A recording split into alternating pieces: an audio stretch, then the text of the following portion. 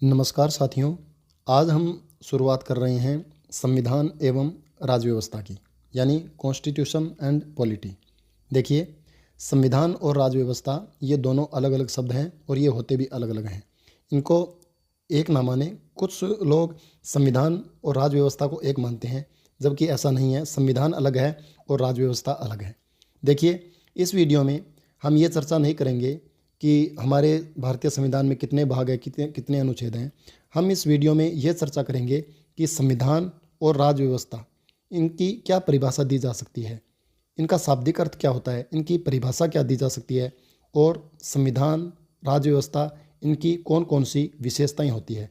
यानी संविधान हम किसे कहेंगे, राज्य व्यवस्था हम किसे कहेंगे, राज्य व्यवस्था में हम किसको पढ़ सकते हैं, ये सभी जानकारी हम इस वीडियो में प्राप्त करेंगे। तो चलिए करते हैं शुरुआत संविधान के शाब्दिक अर्थ से। देखिए, सबसे पहले हम जानेंगे संविधान शब्द का शाब्दिक अर्थ।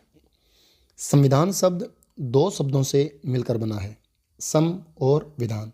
यानी संविधान शब्द का निर्माण सम और विधान से हुआ है। सम का अर्थ है समान और विधान का अर्थ है नियम और कानून। यानी सम का अर्थ हुआ समान और विधान का अर्थ हुआ कानून, यानी समान कानून। यानी जो नियम, जो कानून सभी नागरिकों पर समान रूप से लागू होते हैं, उसे संविधान कहते हैं। यानी संविधान शब्द का अर्थ है समान कानून, यानी ऐसा कानून जो सभी नागरिकों पर समान रूप से लागू होता है, उसे ही संविधान कह सकते हैं। अब हम संविधान की परिभाषा को जानेंगे। चलिए, देखिए, अभी हमने संविधान शब्द का शाब्दिक अर्थ देखा। अब हम जानेंगे संविधान की परिभाषा। संविधान किसी देश की शासन व्यवस्था को सुचारू रूप से चलाने के लिए नियमों, विनियमों यानी विशिष्ट नियमों का जो संग्रह, जो दस्तावेज होता है, उसे संविधान कहते हैं। यानी किसी देश की शासन व्यवस्था को व्यवस्थित रूप से चलाने के लिए, सुचारू रूप से चलाने के लिए जो नियमों का, जो सिद्धांतों का संग्रह होता है, उसी संग्रह को, उसी दस्तावेज को संविधान कहते हैं। जैसे आप ऐसा समझें, हम अपने परिवार को व्यवस्थित रूप से चलाने के लिए अनेक नियमों को, अनेक मान्यताओं को मानते हैं, भले ही वो लिखित रूप में ना हो। वो इसलिए ताकि परिवार की व्यवस्था अच्छे से चल सके। इसी प्रकार संविधान वह दस्तावेज है जिसके प्रावधानों को ध्यान में रख करके किसी देश की व्यवस्था चलाई जाती है। आगे देखें, यह यानी संविधान, यह लिखित और अलिखित होता है। यानी संविधान लिखित भी हो सकता है और अलिखित भी हो सकता है, और देश का सर्वोच्च कानून होता है। यानी संविधान से बढ़कर देश में कोई कानून नहीं होता। यहाँ देखें, लिखित और अलिखित, यानी संविधान है वो लिखित भी हो सकता है और अलिखित भी हो सकता है। इसको थोड़ा देख लेते हैं। लिखित संविधान का उदाहरण देखें तो भारत का संविधान लिखित संविधान का उदाहरण है, और अलिखित संविधान का उदाहरण देखें तो ब्रिटेन का संविधान है, वो अलिखित संविधान का उदाहरण है। देखिए, लिखित संविधान किसे कहते हैं? किसी देश की व्यवस्था को चलाने के लिए जब उसके प्रावधानों को, उन नियमों को, उन सिद्धांतों को जब किसी दस्तावेज में लिख दिया जाता है, तो वह लिखित संविधान कहलाता है। और किसी देश की व्यवस्था को चलाने के लिए जब वहाँ के प्रावधानों को, वहाँ के नियमों को, सिद्धांतों को मान्यताओं, परंपराओं आदि के माध्यम से आगे बढ़ाया जाता है, लिखित रूप में उनको लिखा नहीं जाता है, उसी को अलिखित संविधान कहते हैं। लेकिन यहाँ ये बात आप सुनिश्चित कर लें कि ब्रिटेन का संविधान भले ही अलिखित हो, लेकिन ऐसा नहीं है कि वहाँ संविधान का कोई प्रावधान लिखित में नहीं है। यानी दुनिया का ऐसा कोई संविधान नहीं है जिसका थोड़ा बहुत हिस्सा लिखित में ना हो। यानी प्रत्येक देश का जो संविधान है, उसके कुछ प्रावधान ऐसे होते ही हैं जिनको लिखा जाता है, लेकिन अधिकांश जो बातें हैं वो मान्यताओं पे चलती है। उनकी व्यवस्था मान्यताओं पे, प्रथाओं पे, परंपराओं से चलती है, इसलिए वहाँ का संविधान अलिखित संविधान माना जाता है। आगे देखें, यह देश का सर्वोच्च कानून होता है। यानी संविधान होता है वो देश का सर्वोच्च कानून होता है, संविधान से बढ़कर कोई कानून नहीं होता। आगे, संविधान नागरिकों के अधिकारों, कर्तव्यों और सरकार के कार्यों को परिभाषित करता है। यानी संविधान ही ये बताता है कि देश में रहने वाले नागरिकों के क्या अधिकार होंगे, उनके क्या कर्तव्य होंगे और सरकार किन कार्यों को करेगी। ये सभी बातें संविधान में वर्णित होती हैं। तो आपने यहाँ जाना कि संविधान की परिभाषा क्या हो सकती है, यानी किसी देश की व्यवस्था को चलाने के लिए जो दस्तावेज होता है, जो नियमों का संग्रह होता है, उसे ही आप संविधान कहेंगे। आगे चलें साथियों, अभी हमने संविधान की परिभाषा को जाना, अब हम जानेंगे संविधान की कुछ विशेषताओं को। देखिए, संविधान की कुछ विशेषताएं होती है, जैसे पहली विशेषता है सर्वोच्चता, जो हमने अभी देखी है। यानी संविधान सर्वोच्च कानून होता है, उससे बढ़कर देश में कोई कानून नहीं होता है, इसलिए इसकी एक विशेषता है सर्वोच्चता। दूसरी विशेषता है संगठनात्मक ढांचा।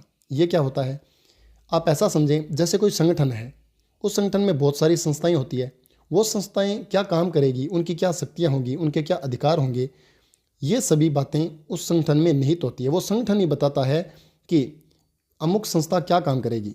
ऐसे ही भारतीय संविधान अनेक संस्थाओं की स्थापना करता है, जैसे विधायिका, कार्यपालिका, इनके क्या काम होंगे, क्या इनकी शक्तियाँ होंगी, ये सभी संविधान ही बताता है। इसलिए संविधान की एक विशेषता हो गई संगठनात्मक ढांचा। अगला देखें, अगली विशेषता है नागरिक अधिकार। नागरिक अधिकार ये संविधान की विशेषता है, क्योंकि हमारा संविधान या कोई संविधान नागरिकों को अधिकार, मुख्य रूप से मौलिक अधिकार प्रदान करता है, ताकि उनके व्यक्तित्व का विकास हो सके। इसलिए नागरिकों को संविधान द्वारा अधिकार प्रदान करना, यह भी एक संविधान की विशेषता होती है। आगे देखें, अगली विशेषता है संशोधन की प्रक्रिया। संशोधन यानी बदलाव। संविधान में संशोधन समय समय पर किया जा सकता है, लेकिन उसके लिए एक जो प्रक्रिया होती है उसका पालन करना पड़ता है। और अगली विशेषता है लक्ष्य और दिशा, यानी संविधान देश के लिए लक्ष्य और दिशा तय करता है। लक्ष्य और दिशा क्या है? लक्ष्य जो हम प्राप्त करना चाहते हैं, दिशा क्या है? लक्ष्य जो हम प्राप्त करना चाहते हैं, दिशा क्या है? उस लक्ष्य को प्राप्त करने का मार्ग। यानी संविधान ये बताता है, जैसे सामाजिक लक्ष्य संविधान तय करता है, सामाजिक, राजनीतिक, आर्थिक ये लक्ष्य ये निर्धारित करता है, ये तय करता है। तो सामाजिक लक्ष्य को प्राप्त करने के लिए संविधान बताता है कि क्या करना होगा, कि हमें समतामूलक समाज की स्थापना करनी होगी, भेदभाव को दूर करना होगा, और इसके लिए कौन सा रास्ता अपनाया जाएगा, यह संविधान ही बताता है। तो एक एक को हम पढ़ते हैं।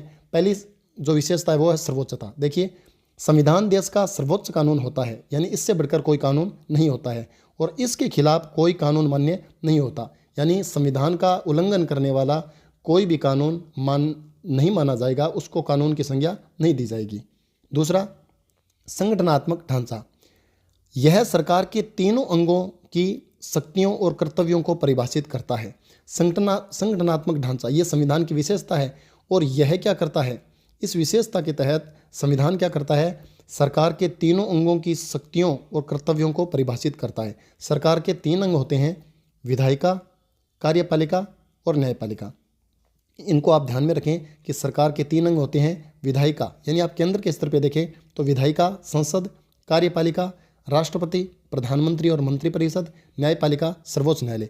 और इन तीनों संस्थाओं, इन तीनों अंगों की क्या क्या शक्तियाँ होंगी, इनके क्या क्या कर्तव्य होंगे, ये सभी संविधान ही बताता है। अगला देखें, नागरिक अधिकार।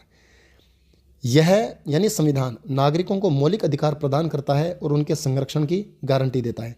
यानी संविधान है वो नागरिकों को उनके व्यक्तित्व के विकास के लिए मौलिक अधिकार प्रदान करता है और उन अधिकारों के संरक्षण की गारंटी देता है। यानी संविधान ये गारंटी देता है कि नागरिकों के अधिकारों की सुरक्षा की जाएगी। अगली विशेषता, संशोधन की प्रक्रिया। संविधान में समय समय पर बदलाव किया जा सकता है। संशोधन का मतलब ही बदलाव है। समय समय पर संविधान में संशोधन किया जा सकता है, बदलाव किया जा सकता है, लेकिन यह प्रक्रिया निर्धारित होती है। यानी संविधान में इस प्रक्रिया का उल्लेख रहता है कि अमुक बदलाव के लिए संविधान में कौन सी प्रक्रिया का पालन करना होगा। आगे देखें, लक्ष्य और दिशा। संविधान देश के सामाजिक, आर्थिक और राजनीतिक लक्ष्यों को तय करता है। यानी संविधान है वो इन लक्ष्यों को तय करता है कि देश का सामाजिक विकास, आर्थिक विकास, राजनीतिक विकास कैसे हो सकता है। जैसे सामाजिक विकास, अभी हमने देखा लक्ष्य का मतलब जो हमें प्राप्त करना है, दिशा का मतलब किस मार्ग का अनुसरण करना है। तो संविधान ये बताता है, संविधान ये तय करता है कि सामाजिक लक्ष्य, आर्थिक लक्ष्य और राजनीतिक लक्ष्य कौन से होंगे और उनको कैसे प्राप्त किया जाएगा। सामाजिक लक्ष्य भेदभाव को दूर करना है, समतामूलक समाज की स्थापना करना है। आर्थिक लक्ष्य कम से कम नागरिकों को बुनियादी सुविधाएं प्राप्त हो, अच्छी उनको शिक्षा मिले, उनको अच्छी क्वालिटी की स्वास्थ्य सुविधाएं मिले।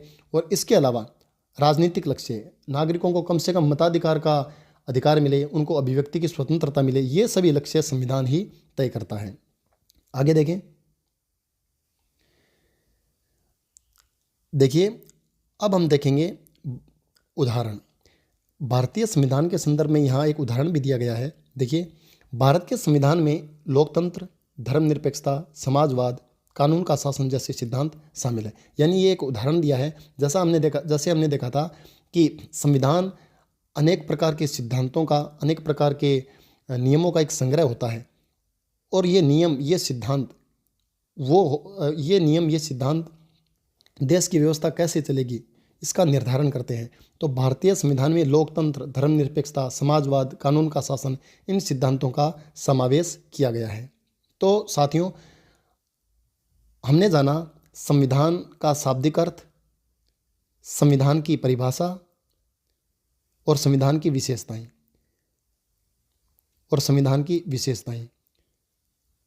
इन सब को हमने जाना कि संविधान का शाब्दिक अर्थ क्या हो सकता है, संविधान की परिभाषा क्या हो सकती है और संविधान की कौन कौन सी विशेषताएं होती है। तो साथियों, आशा करता हूं कि आपको यह वीडियो पसंद आया होगा। इस वीडियो को देखने के बाद आपने यह ज़रूर समझा होगा कि वास्तव में संविधान क्या होता है। साथियों, यह वीडियो आपको कैसा लगा आप कमेंट करके ज़रूर बताएं। और वीडियो से संबंधित कोई आपकी राय हो तो उसको भी कमेंट सेक्शन में ज़रूर बताएं। मिलते हैं अगले वीडियो में हम राज व्यवस्था के साथ। तब तक के लिए धन्यवाद।